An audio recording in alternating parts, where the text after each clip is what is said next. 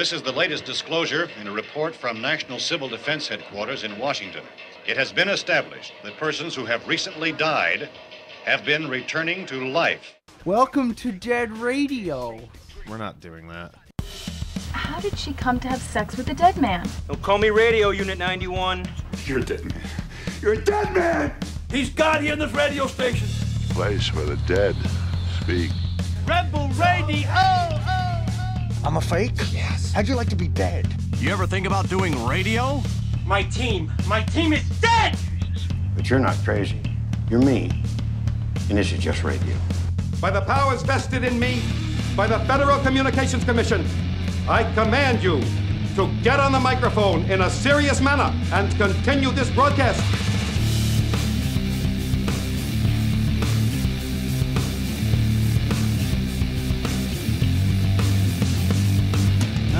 Okay. How's everything going over there? Good. I just forgot You what? my bigger tripod. So No, I know about all that. yeah. Well, they don't. So shooting the produced video from a different angle. Not that I've had time to fucking do anything with any of the video I've been shooting for months anyway. Next month, video every day, folks. Yeah, next month.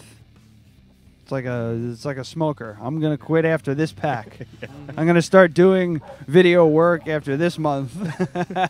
Well, I'll have more time. I won't have What is he barking at? Your Airbnb Oh, I guys. get. Yeah, we got. Like, I have an Airbnb room literally right above us, so that's him coming in, which is a good thing because I was expecting him to come in during you playing.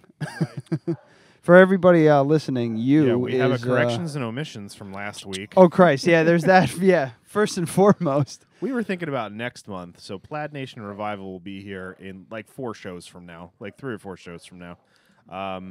So we did not promote you last week because we thought you weren't here until next week. I'm not even sure I'm here now, so that's totally fine. So it's not a big deal. There's like 12 people listening. So yeah, sure. Fine. I forgot to play the bumper for that, but that's fine.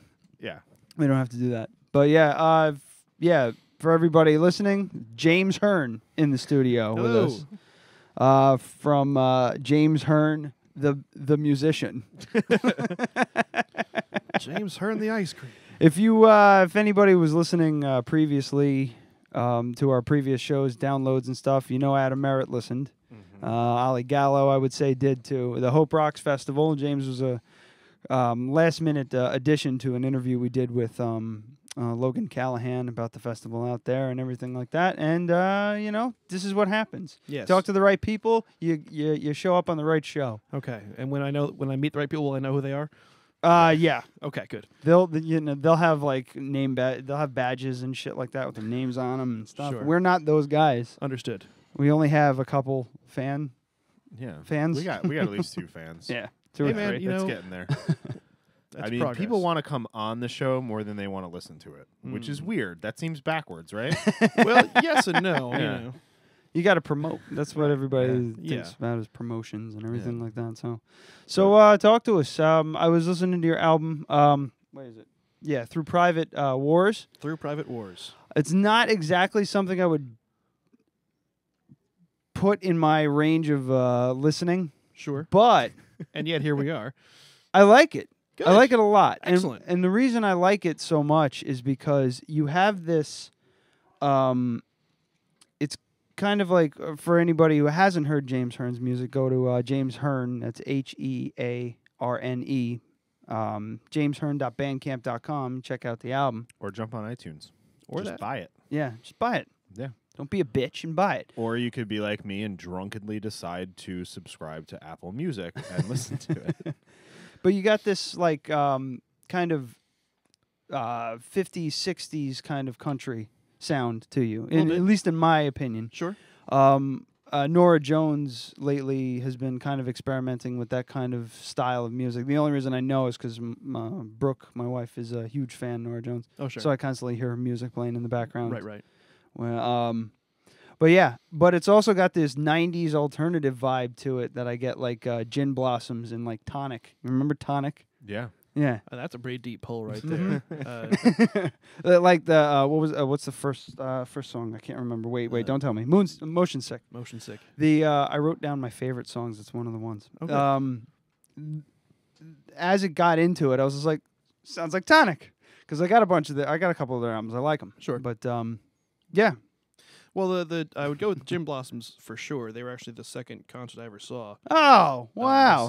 I've seen the lead singer from Gin Blossoms play acoustic live, but it was pretty funny. I think I've told it on the show, right? You might have, yeah. Yeah, I didn't know who he was, and he played like 3 songs, and no one cared. And then he's like, "Yeah, so I used to be in this band called the Gin Blossoms. I was actually the lead singer." And people lost their goddamn mind. And this is that song that we were popular for, and he fucking plays whatever their hit was, and people went nuts. Right. And it's like, why didn't you lead with that? Like, they would have all cared and listened to the first 3 songs, maybe. Oh. Right. Oh, yeah, we did talk about this, and I was just like, well, you can't do that, but you blah, blah, blah. And then we talked about Radiohead and Creep. Yeah. How they don't, yeah. But, so the second concert, what was your first? Fish. There's no helping me. Fish. That's, yeah, I always like to ask the musicians that come on what their first this and that was, but Gin Blossoms, that's kind of fucking cool. Yeah, well, it was a good pull. That was almost as good as your fucking your Rosemary thing you picked up on last week. Well, it doesn't say Gin Blossoms anywhere in your bio shit. That was just me. Yeah. I don't like to pick them. I also said John Cougar Mellencamp. Oh, that's interesting. Yeah, that's interesting. I can definitely hear the Heartland rock kind of direction there, although I wouldn't necessarily pull Mellencamp out of that, but yeah, I should really like his music, and I really don't. I don't know why. I don't like his music either. I don't like his music, and I don't think anyone should. But I don't think it's bad. It's just like there's something about it. It seems a little too polished. Your stuff isn't like I'm not saying that it's not polished like it stinks, but it doesn't have that. Holy shit! They spent a lot of time in the studio on this. The album to me sounds like you guys are just hanging, like almost like a round table of musicians just jamming in a room. But I know that's probably not the case, but that's the sound you want to go for. I was trying for that kind of the sort of early 70s Elton John kind of sound to it, of like that just great everybody playing in a room kind of live feel to it. That was definitely an intentional move there. And it was, we got the rhythm section done together and then overdubbed everything else. But no, it was definitely the goal to feel very natural and very, this record was supposed to have a kind of rootsy thing to it and sort of feel like all real instruments. We didn't synth anything out. It's all like if you hear an organ, it's an organ. If you hear a piano, it's a piano. If you hear a guitar, it's probably me or my producer Rob. So no synth. No synth. Wow. Cool. Yeah. All so cool. Do you have a band that you play with regularly, or just hire out people for the album, or? The album was hired out people. This show that I'm doing this weekend is hired out people. I'm trying to put together a more regular project, if for no other reason than this show may be what ends me, because I have so it's a pretty big show. You're talking about the Colony show? The Colony show in Colony Woodstock, which is a big and beautiful room, and I did my record release there, and it was great, and they have me back again, even, which is greater. So I've got a fantastic bunch of dudes and a lady to do this show with me, but busy musicians being what they are, the first time that all 6 of us will be in the same place at the same time will be when the show starts. Whoa. So that's tricky. Yeah. So it's like I would have to go and do, 2 rehearsals with the drummer and bassist to get them together and get them kind of locked in with each other. And then I'm going tomorrow night to work with the lead guitarist and the piano player to make sure they're locked in together and they know who's doing what where. I have the harmony vocalist with me on Friday. So it's like rather than having, 1 or 2 or 3 rehearsals with the whole band to put everything together, it's like I have 2 or 3 with these 2 people and 2 or 3 with these 2 people and 2 or 3 with these 2 people. And you have a bunch of meetings. You're like that. You're like a fucking Todd Packer in Office Space. You're just on the road putting together something to bring back. Todd Packer from The Office. What did I say? Office Space? Oh, which is a different movie. I was trying to nice figure out the try, Office right? Space reference there, but yeah. Yeah. It's like, what are you talking about? Yeah, you're just darting around putting shit together? Yeah, basically. Jesus, that sounds like too much work. So it's like, welcome to our first practice. Essentially, yeah, live in front of an audience that all paid $10 a head or whatever. So you got to play with that though, and just let that go. If they're pros and that's the how thing. long have you been playing? I started playing guitar when I was 13. So, and I wrote my first song when I was 15, and it was bad. As were the second, third, fourth, etc. songs. they're all bad. I mean, yeah. Even when somebody's like, "Oh man, I fucking love your song." Yeah, I guess. It's better. It's like it's this one. This one I wanted you to hear, but I wouldn't go as far as say it's good, quote unquote. So how old are you now? 30. I always have a problem with my age too. 37. All right, so you've been playing over 20 years. Yeah. Yeah. Okay.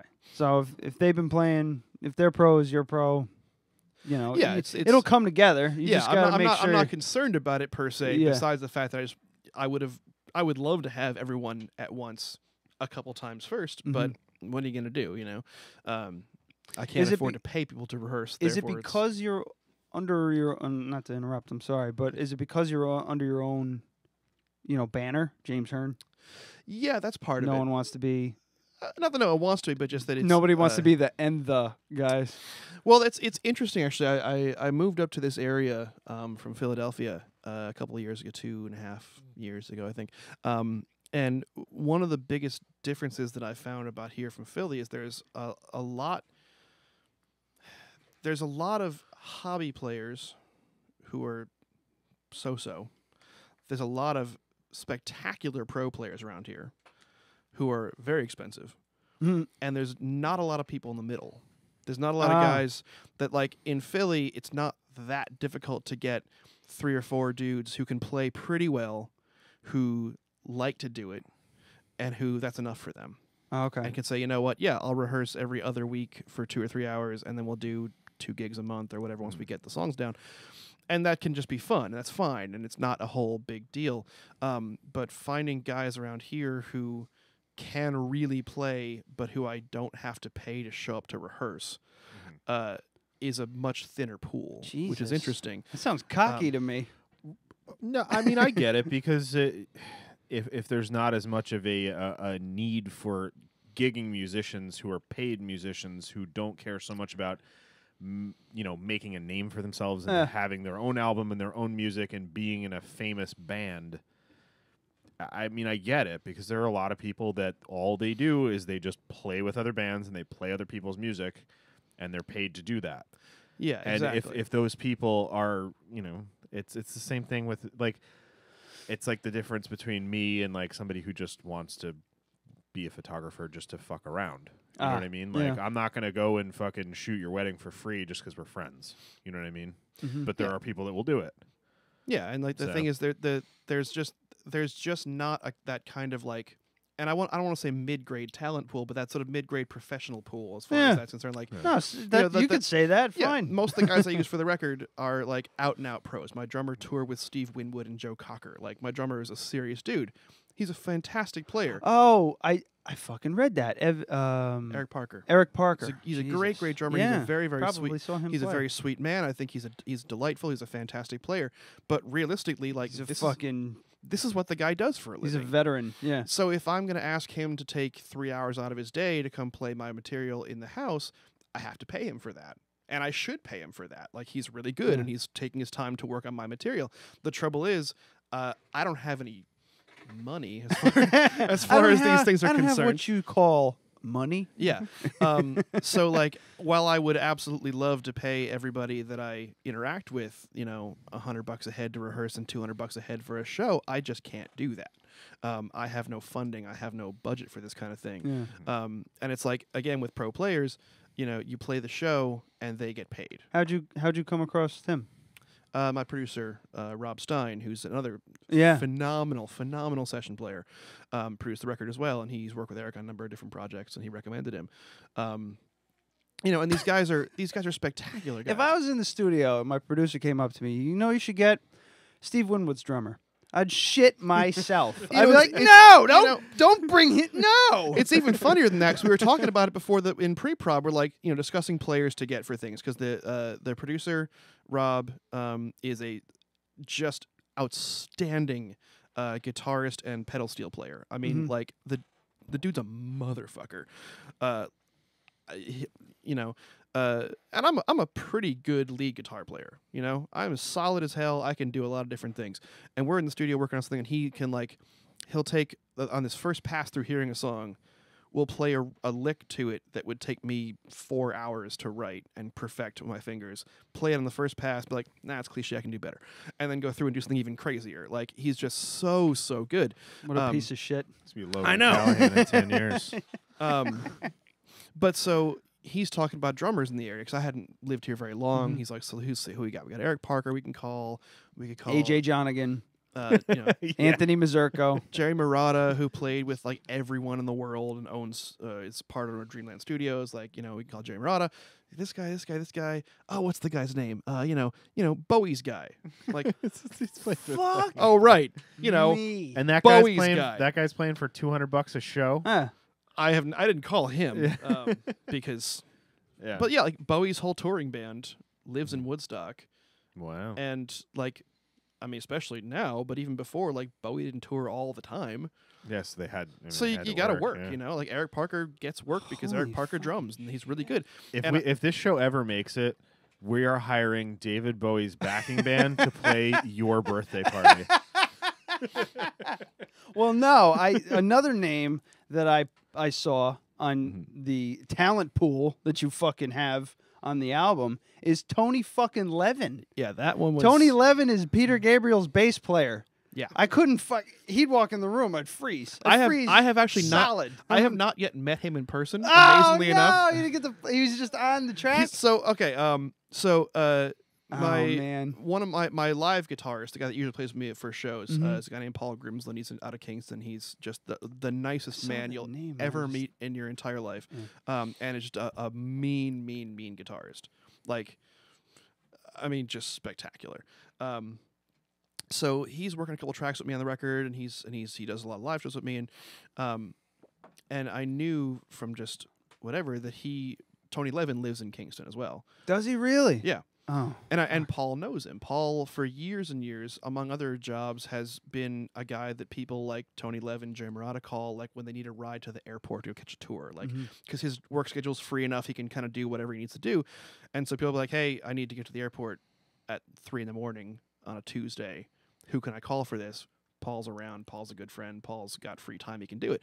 So we're in the studio working on this track, and we're trying to think of what to do with it, with the arrangement for it. We've got pedal steel in there, got whatever. And Rob's thinking, it would be great for this kind of thing. Be like a Tony Levin line, something really big and kind of and boomy. I'm like, that might be possible because Paul knows him.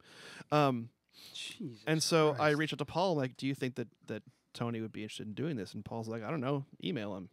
Here's his email. Oh, okay. So I write an email. Now let me also point out that since I was about 19, one of my bucket list items has been to have Tony Levin on a record of mine because that dude, that bass tone is just unbelievable. I should mention too, he's not just Peter Gabriel. He's with King Crimson. King Crimson, as some people say. Yeah, Crimson, Peter Gabriel, everyone ever. He's been a session guy and a touring session guy since 1970. And he's had his own projects too. And yeah, he's just a savage. He's a savage bass player. Yeah, and so I email him like, yeah, would you want to play on my stupid independently privately released folk record? Is that a thing that you want to do? And about 2 days later, I got an email back from him. He's like, this track sounds great. I'd love to do it. If you can wait, I think 4 weeks, I will be in between legs of a Crimson tour. I'll be home for about a week. I can do it then. What the fuck? And I email him back, and I'm like, I can't believe that I'm even saying this, but I have very, very little budget for this project. I don't know why I'm even considering asking you this, but what will it cost me to do this? He's like, oh, pay whatever you want. Because it probably took him 15 fucking minutes. It's like, listen to this chump song. Bink, bink, bink, bink. Here. So we $50. Yeah. So we sent him the track, and he's got a home studio.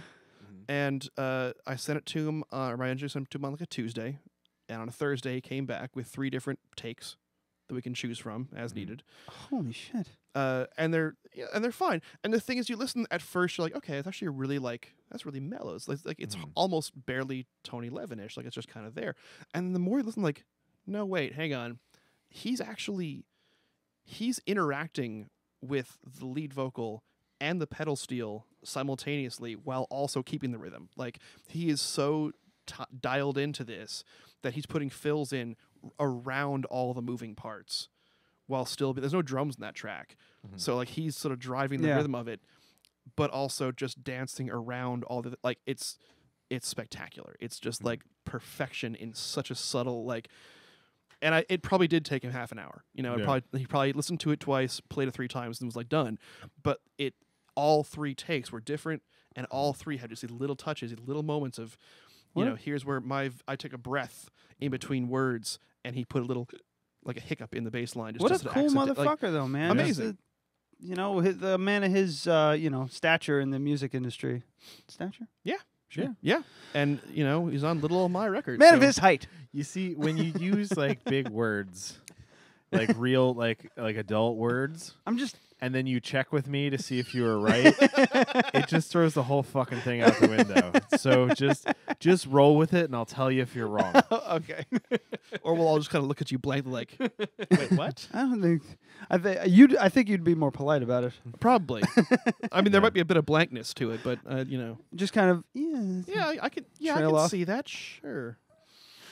Well, yeah, that's just really cool of him. Just to take the time. Yeah, it's a spectacular thing to have done, and I'm so pleased that it came through. It's kind of like when the Church of Satan agreed to come on this show. Yeah, I was like, I looked at him, I said, "What?" So like taken aback. Like, oh, they're okay. They're gonna send a guy who's gonna come and talk about the thing. Yeah. They didn't send anybody. The guy came. Yeah, the high priest of the Church of Satan, the guy who runs the whole fucking church. Yeah, he's super nice and he likes Godzilla movies. I mean, yeah, he'd almost have to. But yeah, we love telling people about it. I have to reach out to him because I really want to do that Christmas episode thing. Definitely. Yeah. I would also like to get a really religious person on. Oh, just so they can hash it out? Yeah, yeah. I don't think that'd go over well. I think it would. Get some booze in him. I mean, you know, conflict makes for good stories. So, but the thing is, he's such like a nice guy that I couldn't picture him ever arguing with anyone. Right. He would just be like, "Well, that's your opinion, which is wrong, but that's fine. Right. It's fine. You're allowed to believe this foolish thing that you believe. That's okay." I would just really like to say, do we know anybody who's super religious? No, I mean, do we know anybody who can cut loose as far as knowing them because they'll probably never talk to us again? I don't know, man. Like, religion's funny nowadays. You find a lot of people who are just our age, you know, just aren't into it. They're just done. They're like, no, they don't even have. They either have no toe in the water, or just don't even talk about it, or like hyper religious. But I don't know anybody like that. Well, the hyper religious ones often don't hang out with the kinds of people that at least I. I mean, it doesn't. Yeah, I feel like hyper religious people don't tend to be creative types. Well, I wouldn't even go that far. I would just say that I would. There's a bit of a self-selection as far as your sense of humor and things that tend to cause. Have you been to college in the last 5 years? Yeah, you might not. They're all everyone who's involved in the arts in college is just like an anarchist that hates religion. It's amazing. That's also just college kids in general, though. So the guy from the drummer from Hudson's Crew, Patty. Yeah. He's no, because I don't want to alienate him. Why? Because we're all gonna gang up on him.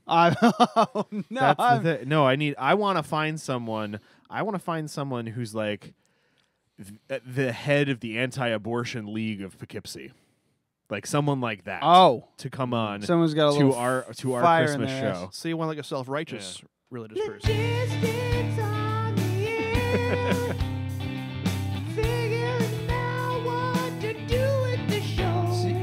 You want like a militant Christian. Yeah. Have you ever watched Parks and Recreation? No. Okay. You always ask me this. Yeah. Well, I don't know. It's a good reference. There's this lady who's like the leader of the Christian League or whatever, and Leslie accidentally marries 2 male penguins who are gay, and people are like up in arms about it. Like it's Flipper and Eve, not Flipper and Steve. It's a really fucking funny episode. It is, yeah. And she's just like this stick up your ass fucking religious woman who's married to a gay dude and doesn't know. Uh-huh. And it's fucking hilarious. Yeah. So I want to find that lady just in real life and have her argue with him on the show. And I would do it on Christmas Day if you'd be willing to do it, because it's on a fucking Monday. Oh, no, I know. That might be a bigger ask, I think. Yeah, but we could do it at like 9 o'clock at night. Who gives a shit? What the fuck are we gonna be doing? Yeah, I guess. I'm saying I think that's a big ask for the stick of the ass lady. Yeah. Regarding Christmas. But to be like, will you be willing to sacrifice your Christmas day to defend Christmas against a Satanist? Will you be willing to save our listeners' immortal souls? They'd come with a briefcase full of notes. Yeah, absolutely. Yeah. But I'm not doing it on Christmas. We do it. No, it's fine. No, we do it. We have like I celebrate Christmas like a Jewish person would. I'm not Jewish. I'm You eat Chinese food and go to the movies? We get sushi and we go see a movie. And see, that's kind of. I mean, she won't. I'm gonna see if I can hopefully nothing good is playing, so I can go see The Last Jedi. Yeah. So, with any luck, we were talking about what we're gonna do for Christmas this year, and it's like kind of a. I mean, it's everybody has to deal with this crap. Like her parents are divorced, so it's like trying to navigate the logistics of it. And I have like split family, and my mom passed, so I'd never see her side of the family. So I don't even know what to do anymore. And I'm just like, I'm an atheist. Why am I doing any of this? Yeah, so, my wife is super, super close to her family, and I'm close with mine, but like she's really, really close to her. So usually that wins out.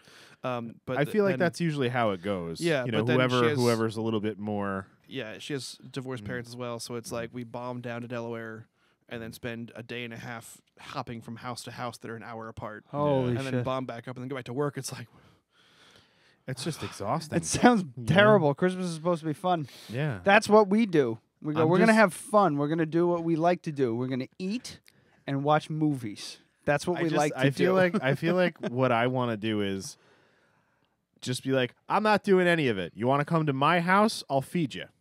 Oh, no. That's fine. Totally fine with that. But we're not going to talk about Jesus. It never ends up like that. It's just like some like I've said it a million times in this goddamn show. The fucking season just makes people get weird to me, Everybody's like freaked out over just gifts and gotta get here. We gotta go. I don't know. Just let's not talk about. We talked about this last week. We got from Tony Levin to Satan to Christmas plans. It's coming down to the fucking wire. It's coming. It's right around the fucking corner. I'm already in fucking December with booking, so that's just where I am in my mind. Yeah, me too. Yeah. So yeah, Tony Levin. So you mentioned it, but you didn't do a proper plug. Let's talk about your show coming up. Okay. Oh. Yeah. Colony Woodstock. It is on Rock City Road, right off the main drag there. It is a very, very big, very beautiful room that has been nice enough to ask me back after the first time that I played there, which is a pleasant surprise to me. It would be very, very nice if a lot of people were there, because then they might not, throw rocks at me for not drawing an audience out to it. So that's it's Colony. It's in, where is it? It's in Woodstock. In Woodstock. That's October 21st. That's correct. At 8 p.m. Yes. And who's opening for it? Because I noticed that name, a player from that band was on your record as well. Both of them, actually. Okay. The Whispering Tree is the opening act. They are a husband and wife folk duo from Beacon. Okay. And I know that when you hear the phrase husband and wife folk duo, that sounds terrifying. Oh, yeah, it already, my judgment already came out on that one. They are stunningly beautiful humans who make stunningly beautiful music. Okay. And they are just absolute legit people. I love them to death, and they sang all the harmonies on the record. So anywhere you hear any voices that aren't mine are theirs. Oh, cool. Because I met them probably a decade ago or so in a band when I was touring from Philly with a band. We did some festival and they were on a bill with us, and they're like super like hushed and just windswept and lovely, and like I play in a Whimsical? Would you use the word whimsical? I wouldn't necessarily go whimsical. They're a little bit more, a little too morose to be whimsical. Which is not to say they're morose across the board, but they're definitely not like perky. Oh, okay. But, so they wouldn't be good for this show. they're quite charming as humans. All right. But the music is definitely a little bit more. Do they like to talk about dicks? Why am I doing this to these people? Yeah. I don't know them. I'm sorry. I haven't talked about dicks with them too much. But they're just a phenomenal folk band, and they sing ever so beautifully, and so they sang with me for the record, and so they're going to sing with me for the show as well. Ellie, the husband, also is a fine multi-instrumentalist. He's playing bass for me for this show. Cool. Too. So I'm actually really excited about that. They were unfortunately unable to do the release show with me, so I had other singers for that who were great. But I have really wanted to do a full show with them because they wrote a lot of the harmony parts. Okay.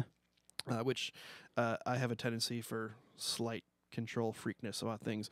But I was able, knowing them as I did, I was able to send them demos and say, I have ideas, but what do you guys have? Where would you put? Where would you arrange things? What would you put in? And so that we got together and they came in with just these great ideas. You used I think that's a great approach. Just to tap into all the, local people, of course, so that you can, easily reach out to them. But, people who've been doing it a while, who have some experience that can help you along the way and not too cocky to think that, Yeah, and who I your knew shit doesn't and who need help. I knew could bring me good work. Who would come in with great ideas. It's tough to sort of step back and I always want to step back and say, okay, listen, I have ideas here, but you're probably better at what you do than I am. So what would you do here first? Except that I also want to hear what I want. So it's like trying to find that balance of getting what I'm asking for and also letting someone bring something to the part, because sometimes they have way better ideas than I would have had, that I would never have come up with because I didn't take it that way. But it's a difficult thing. So having known them as long as I did, having done gigs with them, with bands, with solo shows, whatever else, it's been really wonderful to be able to just not worry about that to some degree. Say, hey, come up with some stuff, and they'll work on it together, and have them come in and just knock me down with some of the stuff they came up with. Just really, really lovely supporting lines that came through and just made the record a whole lot better than it would have been. It's a nice feeling to have those people in my pocket, Well, yeah, I think if you micromanage too much, you're not going to get the full talent of people. Yeah, absolutely. And then there's also like if people suck, then right, then they can't do what you want, then you just got to move on. Yeah, and then you just got to I deal with it all the time with clients. Just let me fucking do it. Let me do it, and then we'll talk about what you think. Yeah, don't tell me what you want, or don't tell me no, we do it this way. Let me fucking do it, and then if it doesn't work, then we'll figure it out. Right. But can't reinvent the wheel every fucking time I go to a new gig, just because that's how you do it. Yeah, the collaborative process is a weird one. If Kat's listening, she knows what I'm talking about. So, I don't know. What do you think? You want to take we're half an hour in. Do you want to take quick breaks, or do you want to set up, or what? Yeah. What do you? How should we do this? I'm along for the ride, man. So you tell me. This is only the third or fourth time we've had somebody play live. I think it's the fifth. We're still figuring it out. I have fifth? I guess if you count Rob. Yeah, Rob. That doesn't really count. Playing fucking Hootie and the Blowfish on your piece of shit guitar. Yeah. Over there. Are you gonna get shit-faced completely and play Hootie and the Blowfish covers? I wasn't planning on it. Oh, okay. I mean, if you want to play, I want to fit in here. I want to feel like I belong. So if that's what it takes, I don't really know any Hootie and the Blowfish covers, but I could figure some out, I guess. All right. Well, how about we do our plugs, take a break, get set up, come back, play some music, and then we can kind of do what we did with Hudson's Crew, where he plays 2 songs, and then we'll take another break and then break down. And although it's going to take you 2 seconds. Yeah. The setup's pretty quick. Yeah. Okay. So so October 21st, Colony in Woodstock, New York. You can check out James Hearne and the Whispering Tree. Yes. Yeah, that's the October 21st is a Saturday, and at 8 p.m. show starts. And for us, we got at the Crafted Cup this Thursday, the 19th. We're doing a tap takeover for North River Brewing Company. They brewed a beer using Adam's hops that he grew in his backyard. It's called Dead North Stout. It's available at their location in Wappingers right now. Yes, it is available. You can get it right now, and in the next couple of days, as soon as they kick their stout, it's going to be available at BC Kitchen. Oh, shit. Formerly known as Baby Cakes. Yeah. Talk to Adam.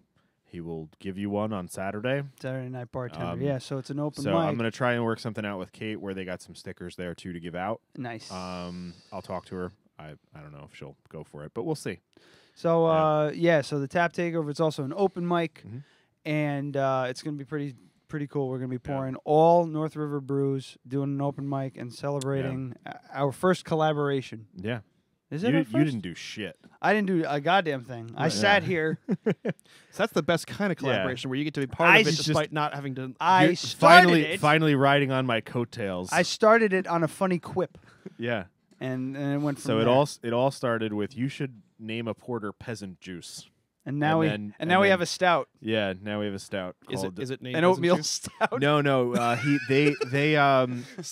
the peasant juice thing. He liked the name so much that they decided to do what the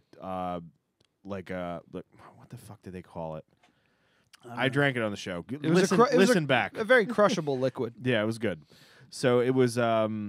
So they did a beer called Peasant Juice based on his name, and then I told him, "Hey, I'm growing hops. You want to do something with them?" And they're because I don't have time to brew beer right now, and they were like, "Yeah, we'll add them to a brew. We'll figure out what we're gonna do." And the original idea was to do to bring back one of their imperial stouts and call it Back from the Dead Stout, and then they decided that they weren't going to do that. They were going to save that for another I don't know. It was like an ingredient and scheduling thing. And then they decided we're just going to do a simple, nice, solid oatmeal stout. It's very sessionable. It's, I would say, right in the middle of the range for stouts between sweet and dry. And it's about 4.5% alcohol, so you can have 12 of them. Well, you can have 12 of them. So I should recommend you have 12 of them. I can have 3.5 before I have to go to the hospital and get emergency surgery. Yeah. So Ryan also you're drinking them. Yeah. You're opening the can first, right? You're not just eating the can, shoving it down there like the way a duck eats a hot dog. I've celiac, so I can't drink beer. Oh, I see. However, I believe I'm going to be breaking protocol on Thursday. I see. I'm gonna live through the torture fest. He'll be literally death-defying to drink this beer. Yeah. So I'm excited to see him drink a beer and then poop himself. It's gonna be fucking. I don't know great. if it's gonna be poop myself, but curl up into a corner, scream, and then scream for half an hour. Yeah. So it's going to be a great night. We've got we definitely for sure have Logan Callahan and Frank McGinnis performing. All right. So it's going to be a good set. Even if no other musicians show up, those guys will play for 2.5 fucking hours. Yep. So you are also invited if you feel like making the trip. I'll try. And we will definitely be utilizing nepotism. I have no fucking problem putting our acts utilizing nepotism. Yeah, I was trying to write think that down. I was trying to think those are just fun words. What is the act of nepotism, and how can I use it as an adverb? Oh yeah, it's going to be a shameless. It's going to just nepotistically. Yeah. It's going to be just shameless plugs all night. This is us. We did this. Listen to our show. I don't know how to spell nepotism. I don't know. That's close enough. You're a smart guy. You can make it work. Yeah, I mean, just ask the Google machine. You'll be all right. Yeah. So yeah, it's going to be a really fun night. I won't be working. I will be drinking and schmoozing, which is going to be great. I'm also going to be making a video. I'm going to do it similar to the way I did the halftime tasting video. Mm-hmm. So I'm going to be going around talking to people, especially our super fans like Adam, getting a review of the beer, see what everybody thinks. It's going to be a fun night. And I'm the host of Open Mic. So I see. Yeah, not to brag or anything. Sure. I mean, I don't want anyone to get nervous or anything, but I'll be hosting. That's 44 Raymond Avenue in Poughkeepsie, Thursday night. Sign-ups start at 6:30 if you want to come perform. But like I said, you won't be a priority unless you're good. Yeah. So send me an email if you want in. Yeah, I would love for somebody to I really want this open mic to be completely out of fucking control, like strange as shit. Like, with Frank and Logan coming on, that's great. I'd like a couple other musicians, but some fucking poetry, some interpretive dance. You know the thing, some weird spoken word where he just says "dick." You gotta over be and over. careful what you wish for. Oh yeah. I went to an open mic when I first got up here, because I don't really know where how, at. I'm not gonna say. Oh no! It was in Ulster County. Is all I'll go for. But and it wasn't cafeteria, was it? It was not cafeteria. Oh, okay. But I went in to do this open mic, and it was like I'd been here 2 weeks, and I don't really know how to meet people or be a human without a guitar in my hand. So I went to this thing to see if I could get to leg into the scene, and I got there, and the first thing is this tiny little woman sees my guitar, runs and says, "Oh, I'm so happy that you're here. Here's the sign-up sheet. We don't pay ASCAP." I'm like, what? We don't pay ASCAP? What does that even mean? And she says, "Well, we don't. You can't play cover songs because we don't pay the Oh, so she's a dumb person that thinks that you actually have to fucking do that.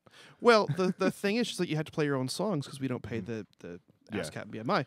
And I wanted to say, I'm actually in ASCAP, so I can't play my songs either, but I decided to roll with it. Nothing's going to happen unless somebody records it and releases it and makes money off of it. Yeah, that's the thing. They can't fucking do anything unless you're actually physically making money off of a physical album sale. There's nothing they can do. So you just play. Yeah. What'd you do? Well, I went to go play some songs, but the open mic consisted of a woman that told a children's story about a chicken, and this is old man doing a strange gibberish clown routine, and then me singing folk songs. And it just was like, what in the name of God did I just walk into? This is the strangest. And more power to them for doing their thing. I'm totally into it, but at the same time, it's like I'm here to network with musicians, and there aren't any, and I can't play my own songs because I won't get paid for them through the. Okay, so can you? So our open mic's not going to go like that. So it seems like you know a little bit more about this than we do. How does that work? What you were just saying. So ostensibly, my understanding of the process is that all these $5 words. I'm getting left in the dirt. I have a degree in English. I apologize, which makes me totally unemployable, by the way. But that's neither here nor there. My understanding of the matter is that if you have an establishment that has music in it, and that technically that includes you play the radio. Yeah.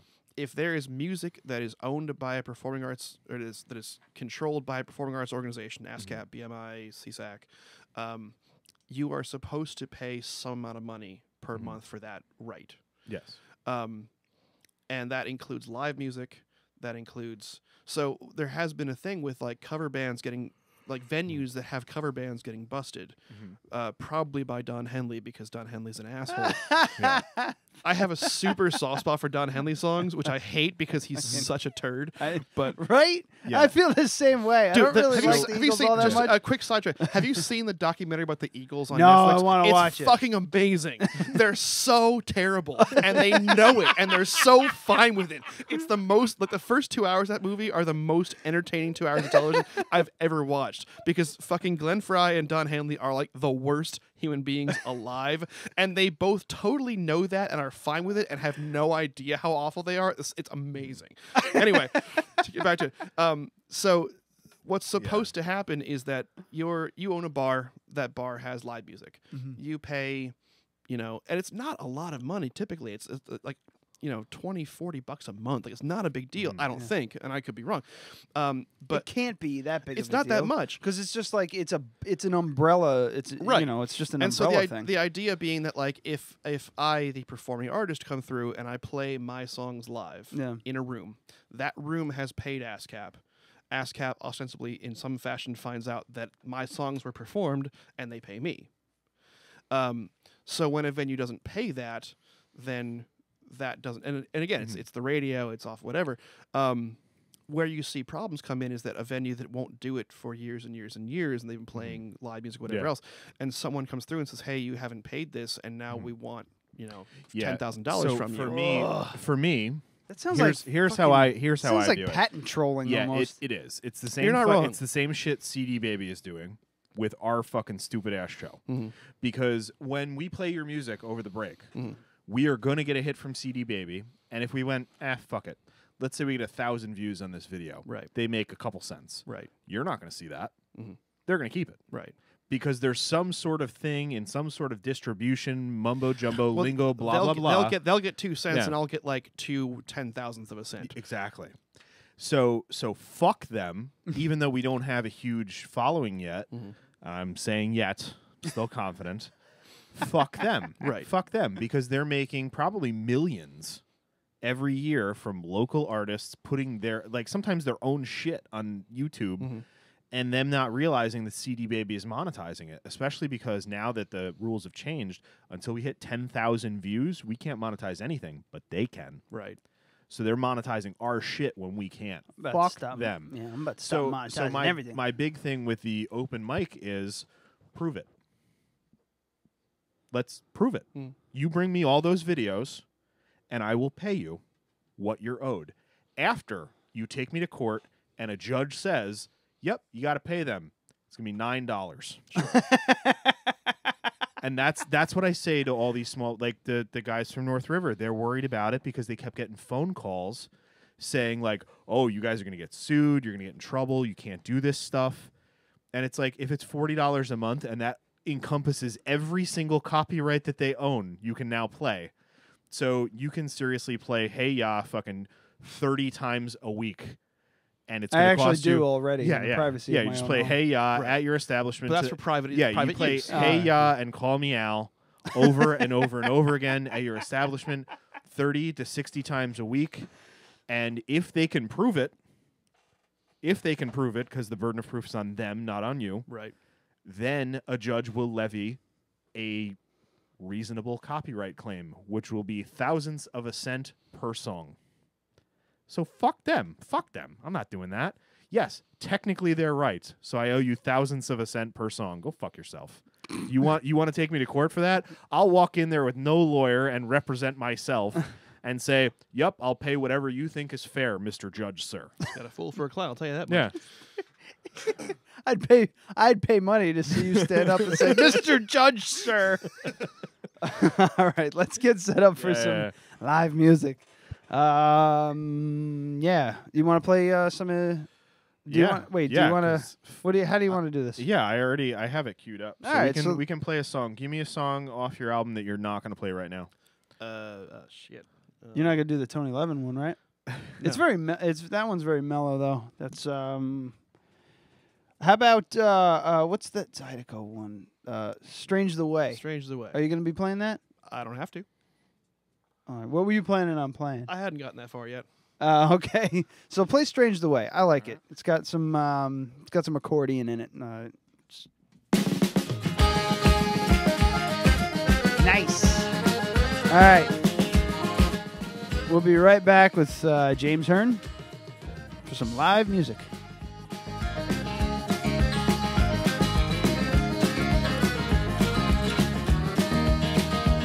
Well, strange the way it seems. I changed horses in midstream, and it took a while to get back to my pace. But then the stream changed up with me, and I'm broken company, and I hate the way it slides across your face.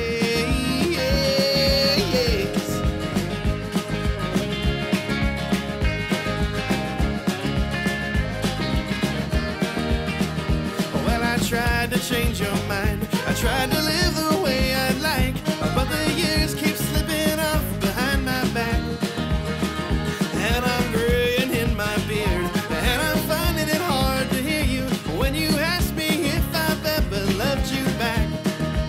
And I did the right thing the wrong way. I tried to take a shortcut to the long way, and I did the right thing the wrong way. So with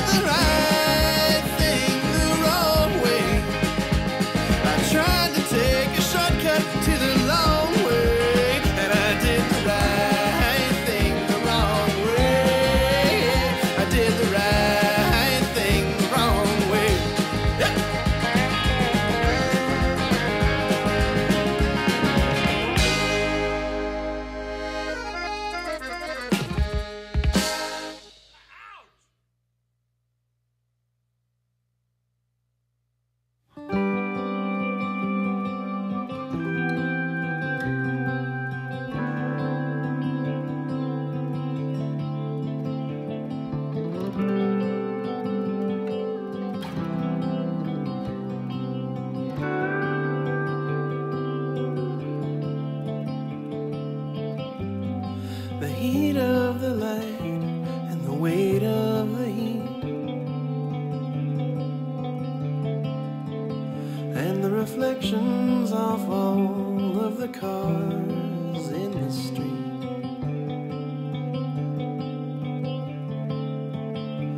And you looked in my eyes and you shot me a smile, and I was frozen, level down, planet struck there for a while.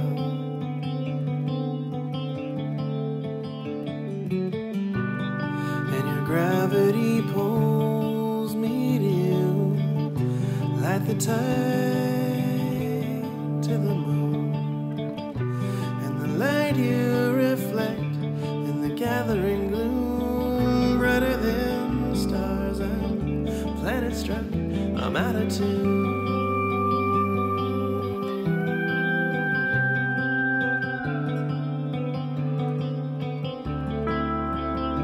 And I tumble through night on the back of your love. Sky is open, world is turning around from so far above.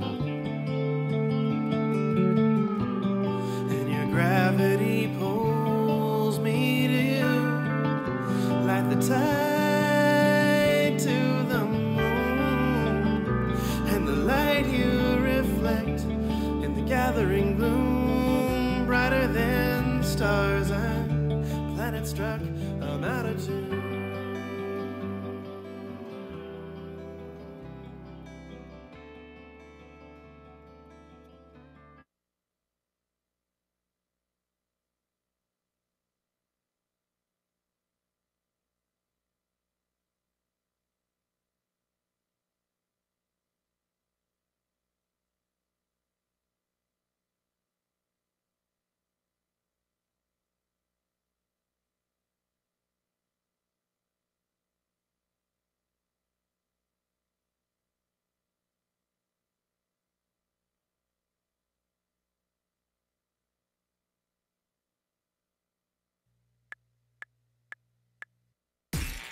This is Logan Callahan. You can check out my music at logancallahan.bandcamp.com. You were listening to Dead Radio Podcast, the #1 podcast in Poughkeepsie, because fuck Darkside.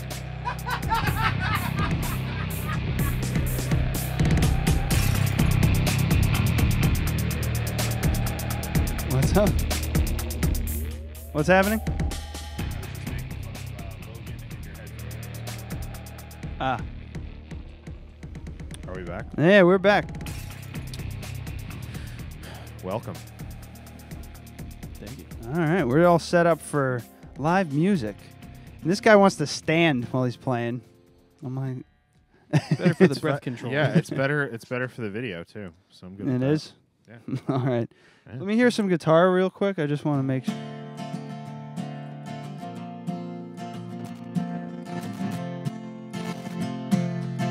There we go. All right. We're good. All right. See, that's how that's going to go. Alrighty. Very, very simple. All right, so we're back. Everybody who's just joining us, we're with James Hearne, jameshearne.com, Hearne, jameshearne.bandcamp.com, facebook.com, Shway James. Yes. What is that about? So,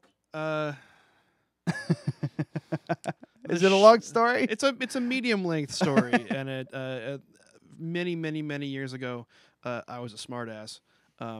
That's clearly changed in the interim. But when I was in, I don't know, 9th, 10th grade, I had an English teacher that wasn't very, necessarily as knowledgeable as I would expect her to be, and I made reference to a schwa, which is a pronunciation symbol. Ah. And she didn't know what that was. And I'm like, you're teaching English? You don't know what a schwa is? We spent so much time in 3rd grade learning about these things. I don't know what a schwa is, but I mean, I'm not an English teacher, so you're allowed. You know, it's okay. A little bit, but so and then I started just using that as my sigil, if you will, but intentionally misspelled because I don't really know why I intentionally misspelled. There shouldn't be an E at the end, but I've always used it anyway. All right. Yeah, it's not actually a good story. It's just how it is. Well, it's SCHWAE James on Facebook if you want to. Also check him out. Instagram, and Twitter, Instagram. etc. All That of your is social correct. medias. MySpace for some reason. Are you really on MySpace? If they haven't deleted it, I haven't actually touched it since probably 2007. Oh, it's gone. Yeah. Not necessarily. Jesus. If you got music up there, it might still be there. It was there once. I don't know they're if it's still still trying. is. Let's check it out. I'll look it up while you're playing. That's horrifying. All right, so what are we doing here? All right, so we're going to do I'm Afraid of My Heart. Okay. Which is also on the Track record. 2. Track 2 I on did the my record. research. I'm a good researcher. All right, you're up, Slugger. Okay.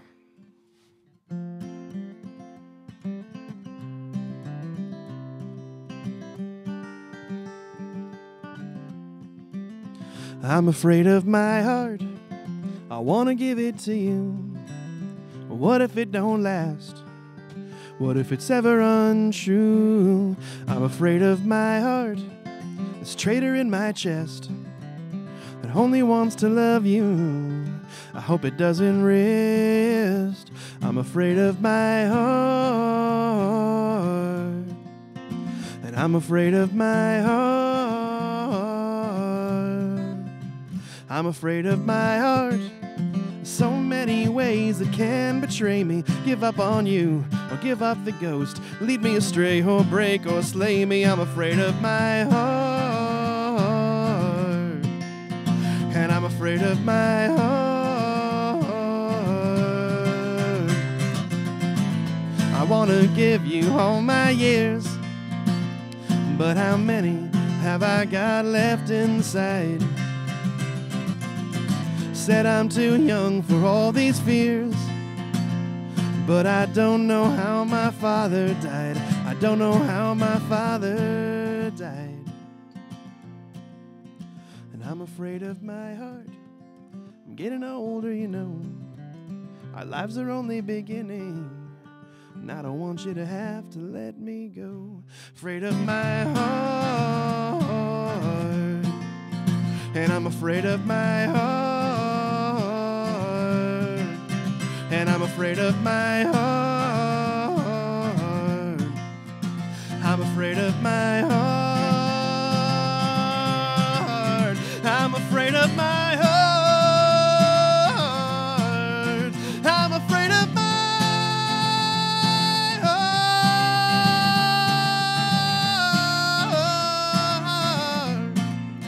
I'm afraid of my heart. I'm afraid of my heart. I want to give it to you.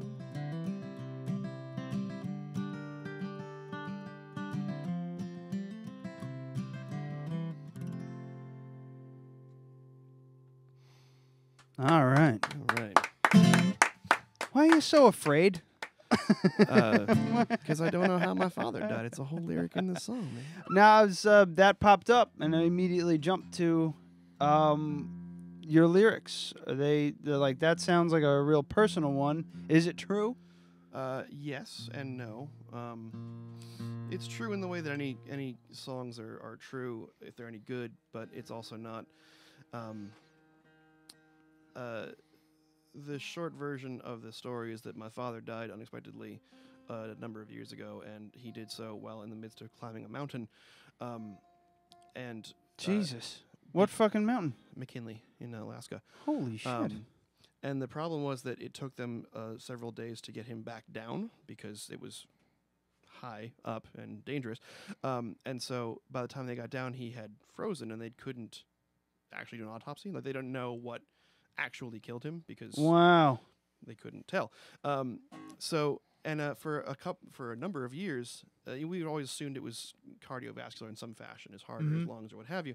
But so for a number of years, I had this concern that like there's a heart thing now, because you have like an ache here and there, you have a pain or whatever. Yeah. And I'm kind of thinking, well, shit, I wonder if that's. So I was driving to work one morning, and I had been on a terrible stretch of writing, like nothing had come. It had been like a year since I'd written anything good. And I was driving to work, and I just had like my arm was sore. I think I just lifted something wrong the day before, but And the phrase "I'm afraid of my heart" came up because I was afraid of that.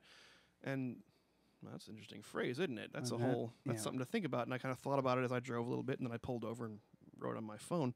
And the whole song, that's one of those songs that comes in 5 minutes. Like the whole thing is written. I think I changed 3 words love that. after it was done. And then you mean you love when it happens to other people? Yeah. Well, I used to love it when it happened to me, but got away. It stopped happening. Well, that's the thing, man. When you go a long time, you're kind of like, I mean, is that it? Did I write all the songs I had to write? Am I done now? And then later than that, while on, I was at a doctor for something else, and I mentioned this concern that my father died climbing a mountain, and I didn't know if that was a problem for me. And she said, well, I mean, he climbed once before, right? I said, yeah. She's like, so it's not obviously a heart disease thing because he climbed a whole lot of mountains. You're probably fine. And I'm like, oh, yeah, like that's true. Professional climber? Not professional, just a devoted amateur. Jesus Christ. He did Kilimanjaro a couple years before he died. Like he was a marathon runner. What a mountain bad climbing son fool. of a bitch. Yeah, he was. But wow, and that's of terrible, course, there's man. not like a congenital thing to worry about. Like he was 60 some odd and halfway up McKinley. Like that's not necessarily normal heart usage. So as long as I avoid being halfway up McKinley in my 60s, I'm probably going to be fine. See, I was thinking it was a metaphor, and you're actually afraid. Right. Well, then the thing is that once you have the line, then you kind of think, well, where can I go with this? I'm afraid that I'll be untrue to you. I'm afraid that I'll fall out of love with you. I'm afraid that I'll also keel over dead on you. Yeah. So there's a whole progression of thought there, which again, when it works, Double entendre. Sure. Is that what they call it? Damn it. No, double entendre is that's a metaphor. Yeah, double entendre is when you say something, but it implies something else, usually sexual. Right. Oh. A woman walked into a bar and asked the bartender for a double entendre, so we gave it to her. Oh, okay. Perfect example. See, this fucking guy. Maybe you should do a podcast with him then. Maybe you should produce the podcast. Like you can just chime in with the guy English in the corner stuff. that sits and fact checks. Yeah. I mean, that's what maybe that's what we need. We need an English major, just fact check live. Well, I can tell you that we're not doing anything else for money, really. So we'll talk. Oh, there's no money in this. There's that's okay. There's no negative money in anything else negative either. money in this. Yeah, we're we still can give digging you out we of the can hole. give you an internship. All right. It's mostly Do beer. you need college credit? It's mostly beer runs and scrubbing audio for one of us to get one up on the other. Paying for the beer and I can drink some of it. We'll talk. All right, what do you got coming up next? I was going to do Moon Over My Shoulder. I like that one. Which is a song that was actually added to the record kind of late. I did a show, and like when you do this, it's a weird thing to do for a living. Like I drive around to different towns. I don't actually do it for a full-time living, unfortunately. But you drive the towns. Not a lot of people can. Yeah. You drive the towns and you sing songs that you made up to people you don't know. It's a weird, that's a really strange thing to do with your time, It's terrifying. I do have a college degree. I could do other things, and yet this is what I do. It's mundane. I just drove an hour to come hang out with you guys, which is delightful. Once I figured out where you were from, I was like, oh man, this guy coming all the way here for this stupid shit. And then I got lost feel because of bad. the whole thing. But so, and some nights you go and you play like a festival and you're playing for hundreds of people and they're all really digging it. You're playing Hope Rocks. You're playing, like I played the Falcon Ridge last summer, which is a big folk festival. Like some shows you have hundreds of people in front of you and they're listening and they're loving it. And then some shows you have, I played a show in Tannersville, which is up by Catskill. I know where Tannersville Yeah, is. it's like a ski town in the wintertime. Like it's a really big ski resort town, but it was that winter 2 years ago where there was no snow. So like no one had anything to do. No one there. Because no one came up because why would you go to Tannersville in January if there's not any snow? Yeah. Or if you had a gig like an idiot. So I was up there. It was a solo show. I was there for probably 3-4 hours. And I think over the course of 4 hours, 7 people came and went. Holy fuck. Which is one of those long, sobering, looks in the mirror of what do you do? Yeah, with your life? you get home that night and you're like, okay, is this... Yeah. What am I doing here? Yeah, and so maybe I should get a job in tech. Yeah, so this song is the I actually have a job in tech. All right, well there you go. But so this song is the result of that night of singing hours and hours of songs to a bartender that really didn't want to be there either because he wasn't serving beers. Yeah, he's just watching watching my sorry ass. You. Ooh, that sucks. But he wasn't even doing that. Maybe that bartender's like a loyal fan now. You don't know that. It's true. I don't know. I don't think so, but it would be nice. Was you reading the paper the whole time? I'm sorry, I can't. Yeah. I can't stop talking. No. All right, you but go. So yeah, this is the song that came from that experience, and also, and more importantly, from the drive home from that experience.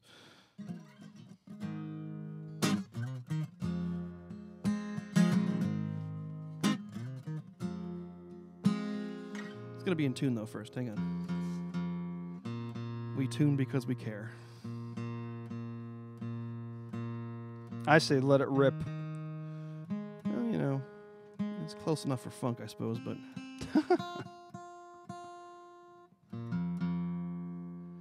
But I'll feel better this way. There we go. All right. Take 2. This is live, isn't it?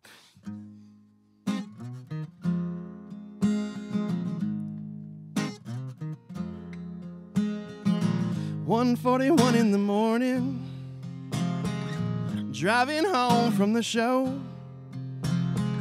Well, I hope that they all liked it. Some nights I don't know.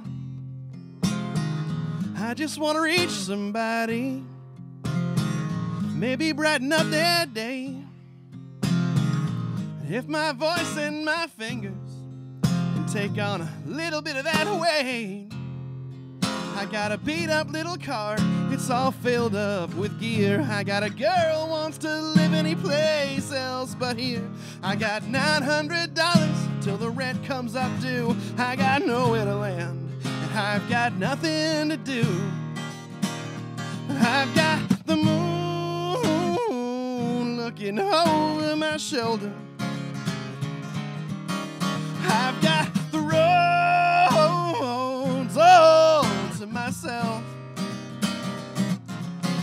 I've got the moon looking over my shoulder.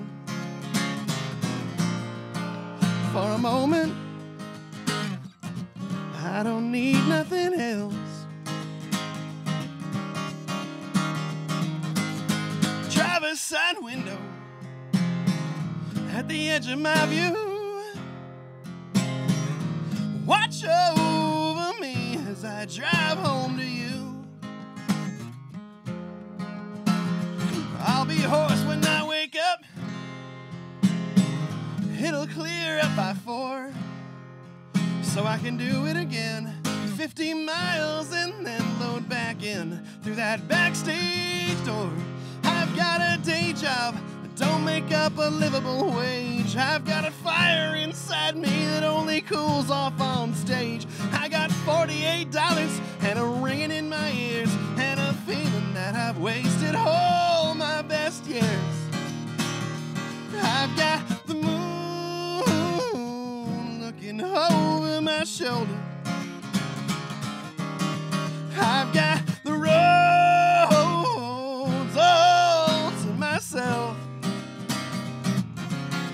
I've got the moon looking over my shoulder. For a moment, I don't need nothing else. 9 o'clock high, pale from weariness, from climbing the heavens, gazing down on the likes of us.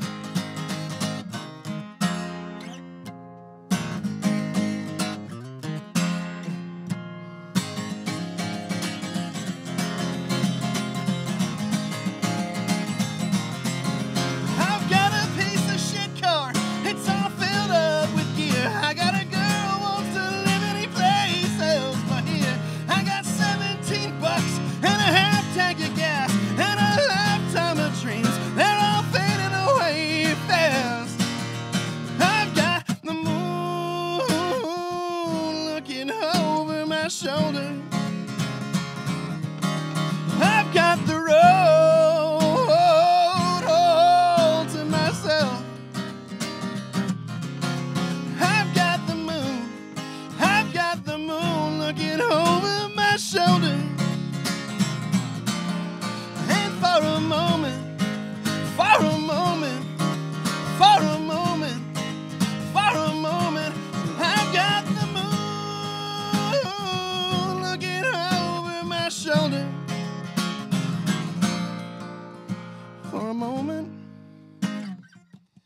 I don't need nothing else. I don't need nothing else.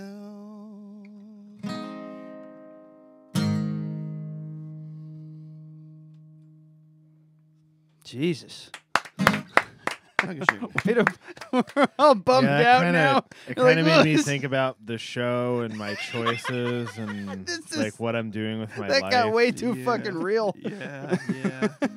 Yeah, I really enjoyed that. I was actually listening to that on my way over on my skateboard and just really enjoyed it. And it does make me think about all of these things that I do with my life that are never going to make me any money like this show. But I just have to do it. Yeah, Yep. we Just said have yeah. to You do lose it. your goddamn mind if you Yet. don't. I mean, Yet. Yet. That's like I've referenced a lot of times that I feel like I'm kind of a broken person in some ways. Like I don't know how not to do this. You know, like I have a degree. I'm smart. I can learn things, and I don't. And I. No, who the fuck wants to? And this is what I do. This is all I know. Some people don't how to mind do, doing that freaking 9 to 5 thing and paying the bills and doing that thing. That's not an issue. But I tried it. I can't do Sometimes it. you just got to leave an established career to work in a coffee shop and do a show in a basement. That's right. And there it is. Yeah, that's All right, what I did. Did you want to? That's the. That's what he reference. did. You didn't need to. I'm explaining to him. I don't know, but he's got a degree, so he probably already knows what we're talking about. I have several degrees. We're right in the same fucking place. Do you want to take a quick break down so you can? Yeah. Yeah. So let's take another real quick break. This should only take like a minute. Right? Yeah. Well, I gotta go hit the head quick and we'll be back. So maybe more than a minute. So I left off. I haven't listened to the last 2 songs in your album because I just didn't get to it. Here. Yeah. Well, but I left off on I left off on Guy Fawkes Day. Okay. And I was really enjoying it. Okay. So would you like me to play yeah, that? I dig And that one, it'll yeah. go into 2 lanes, so I'll get to check it out. Sure. All right. Works Let's for me. do that. All right, so we'll be right back.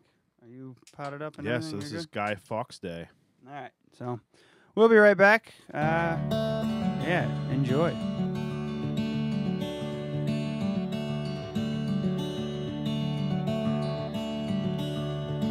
Remember the 5th of November.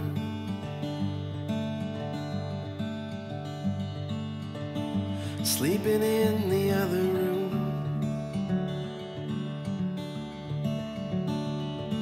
If ever I knew where the ends were. The house might not seem like a tune.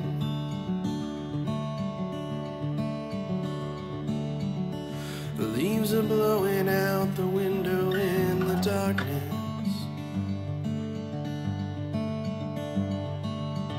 Lit up by last year's Christmas lights.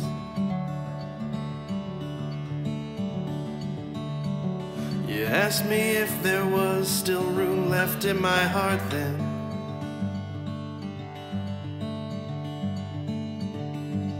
I couldn't look you in the eye.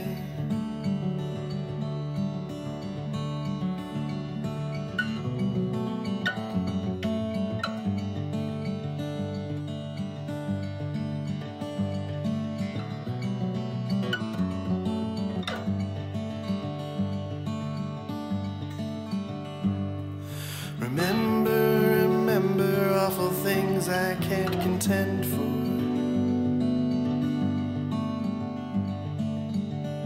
Hanging right over my head. If ever I thought there was redress for,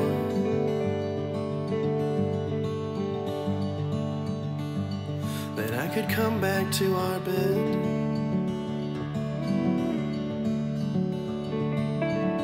I'm longing for some kind of deeper understanding. It's so quiet I can hear the furnace run.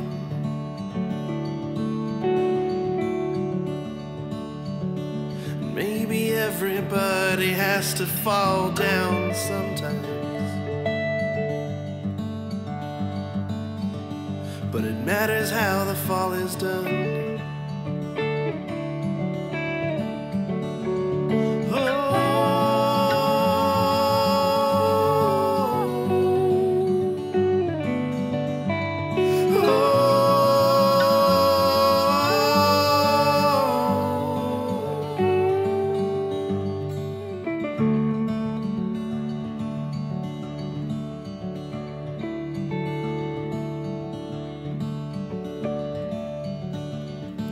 Remember the ashes and the embers.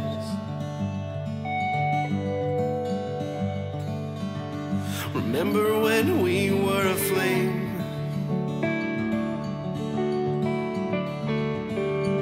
When nights were long and cold and tangled in between us.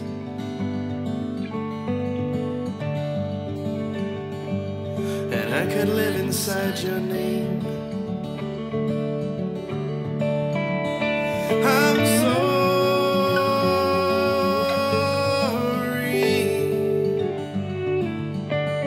I'm sorry.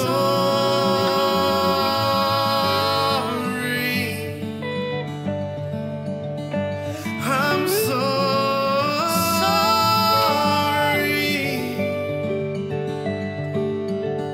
I'm sorry.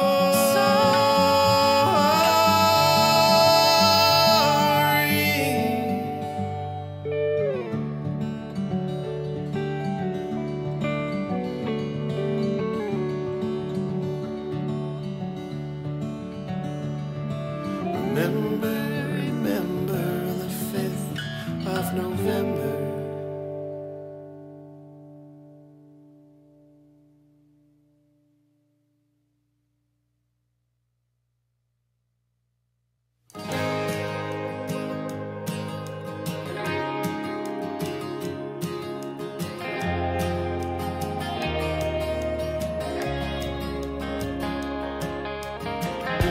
I've been lost, I've been found. I've been singing my songs in bars and I've been around. I've been away from you as far as I would ever want to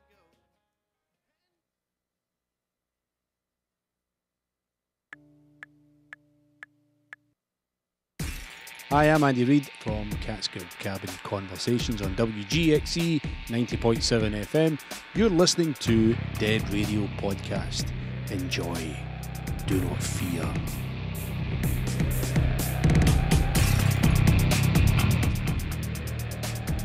What? Did you fade my computer down? Yeah. All right. So. I'm a professional. I know what I'm doing. Yeah. Well, every time you do that, I go to hit a button on the soundboard, and it doesn't work. So let's give a signal. Let's do the signal. So if I fade you down and you come back, like what just happened, give me one of these. Yeah. And that'll let me know. I want you to flick. How about I just fucking flip you off? All right. Let me just make sure it's working. It's not working. Well, no, I'm saying give me the signal that no audio's playing out of your computer so I can turn it back up. There you go. See, that's better. See, now it's working. All right, well, we're back. And that's working then. Yeah. Yeah, that's working. We're back again with James Hearne. The album's called Through Private Wars. JamesHearne.com, JamesHearne.bandcamp.com. It was great, man. Thank you. I like the lyrics. Scared the shit out of me. We've talked about that. Yep, me too. But I mean, that's like that's kind of like a musicians or any kind of someone, any kind of creative, creators, like song. That's their ballad, Yeah, there's a case in made that if you're not uncomfortable, you're not doing it right. Yeah. You have to push yourself to try different things and really make sure that you're not just sort of stagnating, which can be really easy to do. I talk to people and they're like, well, what do you do? I'm like, oh, I work at a coffee shop right now, focusing on, doing some more audio type stuff. This show is like a big, takes up a big chunk of time. Sure. In the shop and everything like that. I want to build up open mic there and maybe do more events and everything like that. I'm not that kind of guy though. Like Adam's way better at that shit than I am. Like he just jumps up and is like, "Hey, do you want to do something?"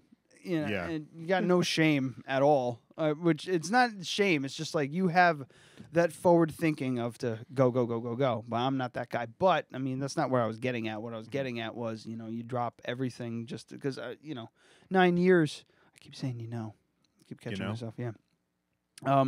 After 9-10 years in the industry I was in, I was just fucking miserable. I went to my wife and I was like, "Hey man, I want to try and see if I can do this entertainment thing full time.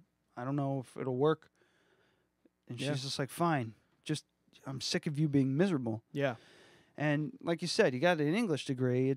You could find something with an English degree, but it's not going to be what you want to do. Yeah. In the end. So. Yeah. I mean, to be honest, I could walk into literally any dealership in the Hudson Valley and get a job. Yeah. I could just get a job. I could have talked to your dad and gotten a fucking job the last time I got laid off, but I just don't want to do it anymore. Mm-hmm. I was a mechanic for many years. Sure. Yeah.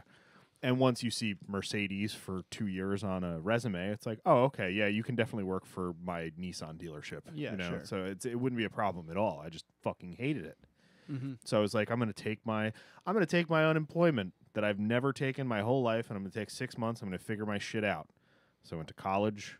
That was a waste of time, but I made a lot of contacts. I figured out what I wanted to do. It gave me a good 2-year reset, and now I'm fucking doing photography in this stupid show.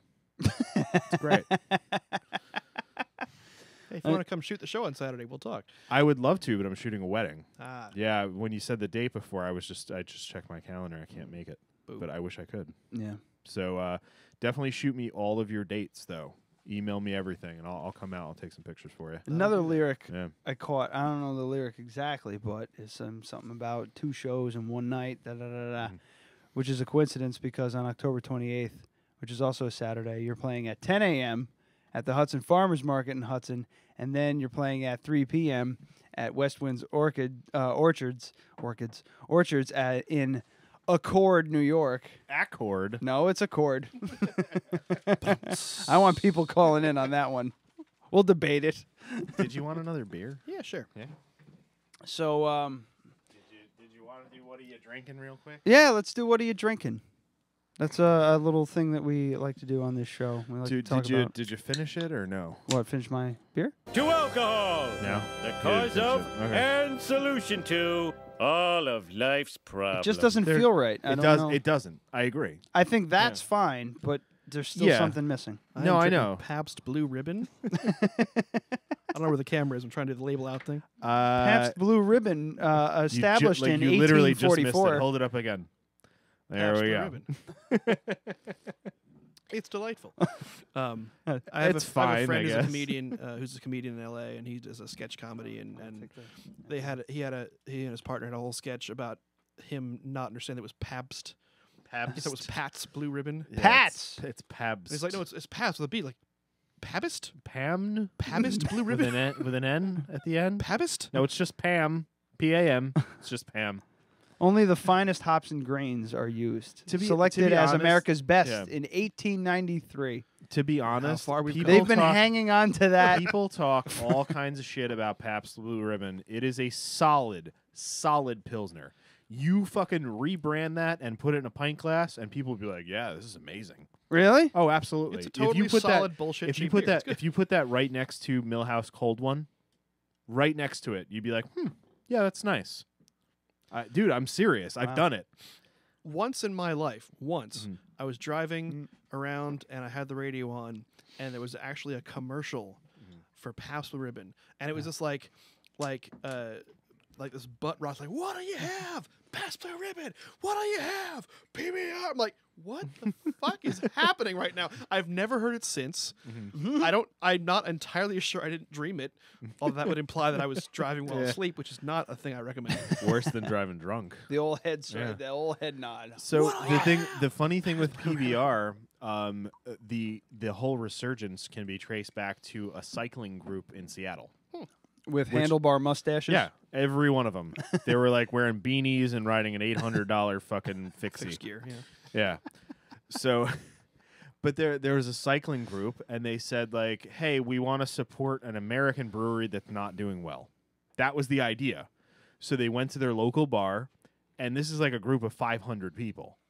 And they said, what should we do? And they're like, well, I guess, what are you looking for? And they said, like, kind of a light beer because we're coming off of a big ride. We're cyclists. Blah, blah, we blah. got a lot of cyclists with handlebar mustaches. And they landed on PBR. And because of that, it got so popular. And now you pay $12.99 for a 12-pack of PBR, where it used to be like $8. Mm-hmm. Jesus. Yeah. But like I said, I drink PBR. That's my shocked face. I drink PBR when I'm trying to not get drunk. Yeah. That's what I because I can have fucking 10 of them and be fine. So I was in Philadelphia for a very long time, and Philadelphia has this spectacular thing that nowhere else that I'm aware of has. It's called a citywide. Okay. Any bar in Philadelphia, and when I say that, what I mean is any bar that won't do this, you should leave immediately. Any bar in Philadelphia, you walk into, you say, I'd like a citywide. And they'll put a pounder can of usually PBR. Can. And a shot of the shittiest rail whiskey they have. Mm-hmm. It will be $5 or less. And every bar in Philly has it. Like a Mexican place might have like Tecate and tequila, but it's going to be like a $5 like shitty canned beer and a shot of shitty whiskey. It's a citywide. Everywhere has it. And nowhere else like has that. This is an all the time thing. Like you can do this every day. If you walk into any bar in Philadelphia and say, I'd like a citywide, they will either say, here you go, or they will say, what? In which case you say, fuck you, and you walk out to the next bar. Like you don't want when you go into a coffee shop and you order cortado and they're like, what's that? You're like, I'll have a drip coffee. I think it's a little different than that. I think it's more like if they ask for a macchiato and you give them and you don't give them a fucking unicorn latte. That's kind of what it is. Yeah, yeah, but yeah, citywide in Philadelphia, you walk into any bar in town, you will get a beer and a shot. I do like the popularity of PBR that has turned into like dollar PBR nights, and because I mean that's but that's almost like normal retail price, like what you're paying at the store. Yeah. So you can go out to the bar, not get too shitty, and have 12 fucking PBRs. See, I remember a Clutch show up at Northern Lights, I believe it was. But I also drank 6 beers before he got there. I feel something smash into my back, and I turn around, and he's got 2 solo cups filled with beer. And he's like, "It's $1 Pabst night." I was like, "Oh, this is going to be a fun ride." It was at Northern Lights, which is now something else. I don't know. Yeah, it's in a strip mall in fucking Albany. Fantastic club, though. Yeah, it's a great club. You've only been here for like location. 2.5 years, you said, right? A couple of years, yeah. How do you like the area? I think it's amazing. It's super beautiful, and like I was actually just in Philly. Sorry to cut you off. No, it's okay. I was in Philly that's the story we've told on the show already, and we already got to all the core bits, so we can move on. I was in Philly this morning, actually, and I'm a huge fan of Philadelphia. It's a great city, but we traded our fear of street crime for a fear of bears. Because there are bears where we live now. It's because of the menstruation. Oh, yeah. That's clearly the answer. But and the damnedest thing, we lived outside of Saugerties when we first moved up here. We lived in the woods, kind of between Woodstock and Saugerties, which is quite a tonal shift from West Philly where we lived before. But and before we moved, everyone's like, "Oh yeah, it's great." There's no. Were you born and raised in West Philadelphia? I was not.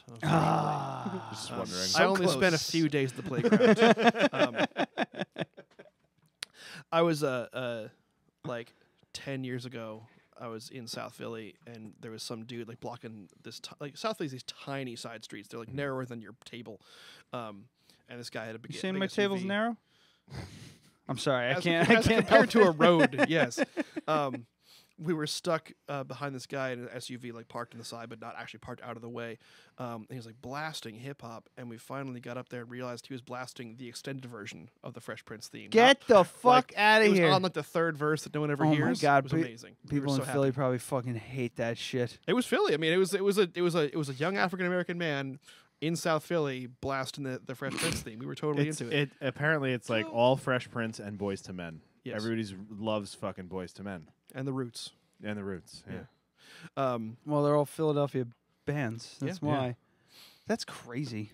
But Why have you not watched Always Sunny in Philadelphia yet? I don't know. I catch it here and there. You have to watch. Just watch it. Watch from the beginning. Just do it. Is it more like? Is it a documentary?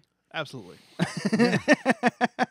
I might be in the background of season 1 somewhere. Like they shot a lot of that outside where I worked. Oh, really? All the exteriors are Philadelphia. All the interiors are like in LA. All the sure. the soundstage, but the exteriors are all legit. Except for the bar, I think, right? Like the That's bar. what he just said. All the interiors. No, the exterior of the bar, I think, is in LA. You might be right about that. Oh.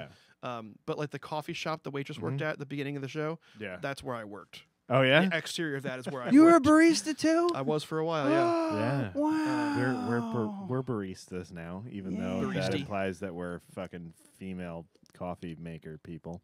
Yeah, barista never caught on. Yeah. It is supposed to be barista. It's supposed to be right? barista. Yeah. But well, it says on my Facebook profile that I'm a bikini barista. Yeah. So that's fitting. Yeah, mine says social media czar. Oh, you changed it already? No, I'm going to though. No, I don't even think I have Craft a Cup listed as an employment. I don't know. Yeah, yeah I do. I have obviously. Well, I mean, Jesus Christ, what am I talking like about? it's stupid, but it's kind of. Are we still doing what are you drinking? We can, but let me finish this We've point. been drinking, so we've gone kind of far afield here. It is kind of stupid, especially because like we make more money than you'd think at a coffee shop, like a lot more money than you'd think, like more money than most people make per hour. But I still don't put it like on my Facebook page in case clients Google me. But then I post this show where we're talking about dicks and shit. So I don't it doesn't make any sense. It's just somehow dick jokes are better than coffee shops. What you're saying? No, I think in an ancillary like quick Google search and they look at my employment history on Facebook, like it's weird. Like I would never put that I worked at Starbucks, right? You know, because that was when my life was just not going well. That's usually how it happens. Yeah. So, but my life is going well now, and I'm proud of where I work. I think we do a great job, and I think I'm doing a good job there. So I feel so it's not that big a deal. It's just kind of, you know, you hire a professional photographer, and sure, it's okay that they have like a weekday job, right? Because that most people can't work full time as a professional photographer. I know very few people that do it full time, but you know, you see like working at a coffee shop. But if I put it social media director at Crafted Cup, that makes sense. Right. But social media czar, that's a different. That's silly. Yeah, it's pretty silly. So I'll ask Tanner what I can put. Yeah. It's a perfect job for me because Tanner allows me to be a fucking goofball, and you know I can't not be a goofball. I understand. Yeah, and if you want to see something really, if you want to see what we do with our downtime He's at not work, wearing pants. I don't know if you can tell from the thing. please check out. It's on Instagram and Facebook. I will put it up on. Maybe I'll put it up on YouTube tomorrow. I was waiting until, you know, that whole thing calmed down, and then I would put it up on YouTube, try and get another little bump out of it. But Ryan does a how-to video on how to make a pumpkin spice latte using real pumpkin. Huh. It's very complex. Interesting. Mm-hmm. Just push really hard. The flavor profile was like very intense. Yeah, unlike anything you've ever had before. So if you want to check that out, go to our Instagram page or our Facebook page, and you'll find it. It's right there. But it's just Ryan Bosch making a pumpkin spice latte in our downtime at work. So anyway, the moral of the story is do what you like. Yeah, do what you love to do. Also, cocaine is a hell of a drug. Yes, it sure is. So we're still doing what are you drinking? Yeah, so I'm drinking Uinta, which I realized today is not Unita. It's not Unita? I actually think I realized that right as you said it. It's UINTA. Oh my God! Give me the bottle. Let me look. I need a closer look. It's like the fresh toast of beer. Anybody who's been to Crafted Cup will know what I'm talking about. That's an inside one. Uinta.